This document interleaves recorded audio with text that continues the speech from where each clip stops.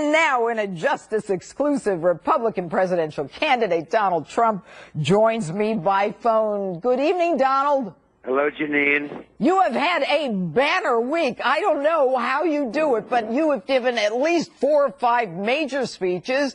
You have been to Louisiana. You just gave a speech this afternoon. And I couldn't help but focus on your Tuesday speech because it's my wheelhouse. So I want to ask you, do you believe that there is any chance for the inner cities to survive in light of where they are today? Not with the people running them that are running them today, Jeanine. I mean, I know some of the people that actually are running them, and they couldn't care less. They just want the votes, and then after they get the votes, it's back to business as usual with special interests, and it's just not going to work. And the African-American people have been absolutely mistreated and abused by Democratic politicians who have taken advantage of them. And, you know, it was in my speech, and I really sort of just was reading the statistics where you have 40% that are living in poverty, 58% of the students, I mean, the young people, they can't get jobs. And, you know, it's just like a total catastrophe. The unemployment rates, everything is bad. No health care, no education, no anything. No anything. And poverty is unbelievable. And then I said, hey, wait a minute. Vote for me. What do you have to lose? I can't do worse. You can't do any worse than what these people have been doing, and I will do better. And I actually said that if you vote for me the next time in 4 years, I'll get 95% of your vote because you're going to see such a big improvement. But I said to the African-American people in all of these cities, I just looked at those numbers. They're atrocious that you just put up. I said, vote for me. What do you have to lose? But what would you do differently, Donald? Well, I'd get jobs. For one thing, we're going to, you know, you need jobs. I'd also create spirit. We have a president who is absolutely a divider. I call him the great divider. And there is so little spirit, and there is such great division, and we need a cheerleader. I thought he was going to be a cheerleader. He's not a cheerleader. I mean, look at, as an example, he's up playing golf with his friends and doesn't know what's happening down in Louisiana. I was there. And I want to say it is so sad when you look at these houses that are absolutely destroyed. Even though they're standing, they have to be taken apart and put back together again. Well, I have to tell you, Donald, my family lost a house in a flood, and it is horrible. But I did see there was a gentleman in Louisiana. It was on the internet. He was crying because he met you, and he couldn't believe that you actually went there and that he actually had the opportunity to meet you. But you know, the president had no plans to go to Louisiana, and then after you were there yesterday, we now hear that he plans on going there next week. Do you think you shamed him into going? Well, I don't know about that. Perhaps so. I'm not looking to have done that. But I will say this. I think next week is too late. Tuesday is too late. He's going to go on Tuesday. And I just think that you go. What you do is tell your golf buddies tomorrow morning that you won't be able to make it. Hop in the plane, you know, nice 747, very old, a lot of fumes pulling into the air. But nevertheless, hop into the plane and go down to Louisiana and see what's going on, because it is a mess.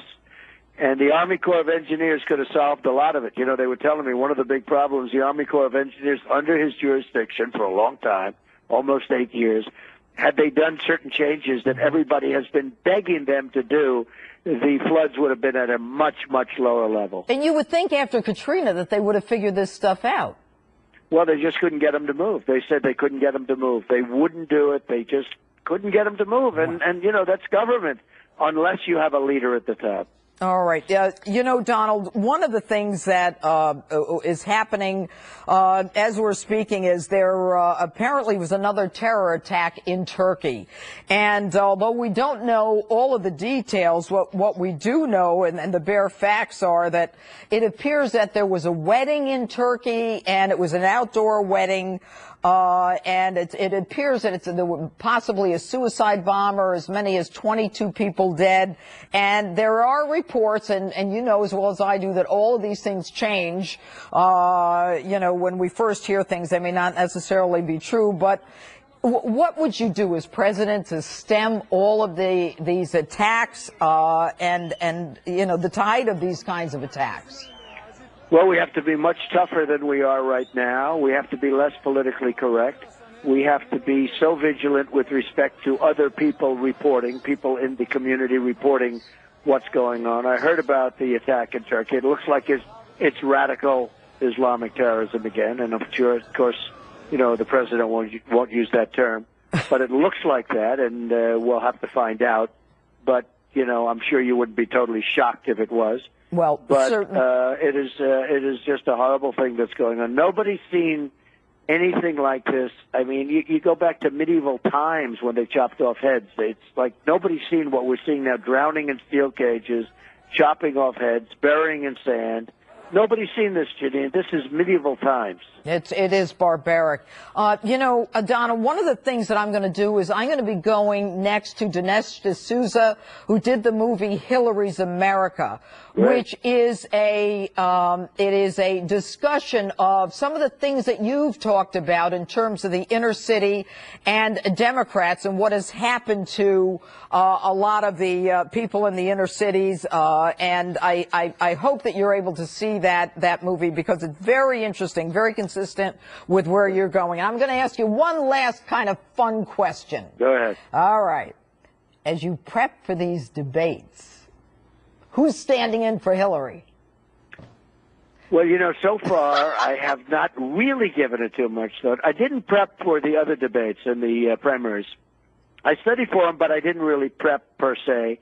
I guess the standard thing is you would be a very, very good. You are something. I was going to offer myself up, but I work for Fox, and everybody knows I love you, so everybody knows we're friends. But I'm not blonde, so I don't think it would work.